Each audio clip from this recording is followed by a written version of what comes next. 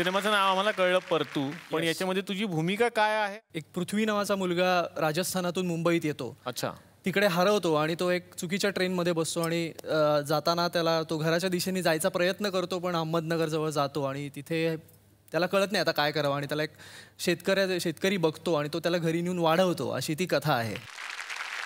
गायत्री, तुझी कशी आहे भूमिका? परतू हा माझा पहिला सिनेमा आहे आणि याच्यामध्ये मी शोभा नावाचं कॅरेक्टर करते आहे. मुंबईसारख्या शहरामध्ये वाढलेली मुलगी आहे, शिकलेली आहे, तिला तिचे विचार आहेत, पण काही कारणांमुळे तिला तिच्या आईबाबांसोबत स्वतःच्या गावाला परत यायला लागतं, म्हणजे अहमदनगरला. आणि त्यानंतर तिचं लग्न परतूशी होतं, म्हणजे पृथ्वीशी होतं. आणि त्यानंतर काही घटना घडतात आणि त्यांचा एक जर्नी आहे, इमोशनल जर्नी आहे. स्मिता, तू जी आई साकारतीस ती कशी आहे मग? एखाद्या मुलाला एक्सेप्ट करावं म्हटलं तर त्याचं गाव शोधायचं आहे आणि एक्सेप्ट नाही करावं म्हटलं तर तो या घरात राहणार आहे. मग जगायचं कसं माणसाने? हा एक कॉन्फ्लिक्ट सतत आम्हा नवरा बायकोंमध्ये राहतो आणि ते कपल त्या मुलाला कसं वाढवतं, तर तशी माणुसकीची नातं जगणारी ही साधी भोळी माणसं आहेत आणि त्यांचा तो प्रवास आहे सिनेमा. वाह वाह. नवनी जी, आपकी कैसी है भूमिका? एक माँ की भावनाएं जब बेटा उससे बिछड़ जाता है और उसके वापस आना और उसके बाद की दुविधाएं, ये पोर्ट्रे करने को मिला है इस फिल्म में. आता येणार आहे राजा बुंदेला सरांकडे. सर, तुमची कशी आहे भूमिका? दरअसल भूमिका इतनी इम्पोर्टेंट नहीं है जितनी इम्पोर्टेंट फिल्म है. मेरी भूमिका ये थी कि ये फिल्म बने और ये लोगों तक पहुँचे. मेरी भूमिका महत्वपूर्ण नहीं है, लेकिन जो कुछ भी है मैंने दिल से किया, ईमानदारी से किया. आता येणार आहे जो छोटा परतू तिकडे बसलेला आहे त्याच्याकडे. यश, यश, आपकी कैसी है भूमिका? भूमिका तो छोड़ दो, आपको कैसे लग रहा है यहाँ आके और इनके साथ काम करके? ये मेरी फर्स्ट मराठी मूवी है, तो मुझे पहले थोड़ा डर लग रहा था, पर बाद में मैंने स्क्रिप्ट देखा तो सब राजस्थानी था, मेरा रोल इमोशनल था बहुत. मतलब ऑलमोस्ट हाफ द मूवी मुझे रोना ही रोना है. तर तुम्ही बाहेर बऱ्याच ठिकाणी जाता, तिकडे फॅन्स भेटतात, ते तुम्हाला प्रतिक्रिया देतात, पण आमच्या इकडे इथेच बसलेले असतात फॅन्स. त्यांनाही काही प्रश्न असतात, बघा त्यांच्या मनात काही प्रश्न आहेत का? नमस्कार. नमस्कार. माझा प्रश्न आहे सौरभजींना.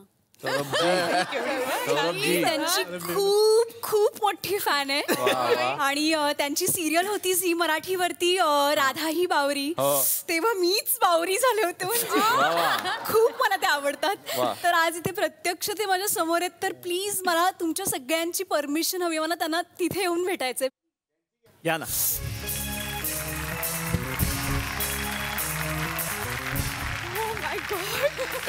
थँक्यू निलेशजी. हा, धन्यवाद. त्यांचं झालं मलाही भेटा. फॅन बघितलं. चिमटा काढा. जोरात काढा बघा. जोरात काढा पटकन. खरं आहे, सगळं खरं आहे, सगळं खरं आहे. माय गॉड, खरं आहे. सुपर. तुम्ही खूप किती क्यूट आहात, तुम्हाला माहितीये का? असं असं करा, असं असं. हा, एकदम ओके. अजिबात डोळे उघडू नका. My God, I am so nervous. मी कसं करू हे? एक मिनिट. हा,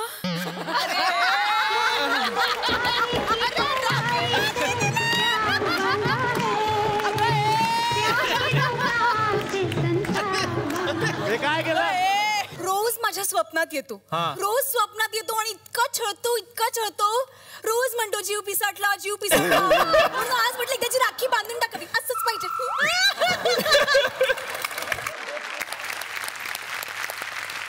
आणि आता येणार आहे सिंड्रेला या मूवीकडे. मंगेश, तुझ्याकडून जाणून घ्यायचं की काय आहे सिंड्रेला फिल्म?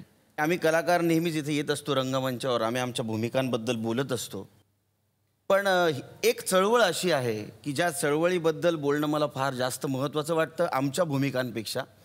ठाण्यामध्ये अभिनय कट्टा नावाची एक चळवळ किरण नागती नावाचा एक तरुण चालवतो आणि त्यांनी 250 रविवार म्हणजे जवळजवळ 5 वर्ष ही चळवळ चालू ठेवलेली आहे. त्या चळवळीमध्ये कुठेही खंड पडलेला नाही.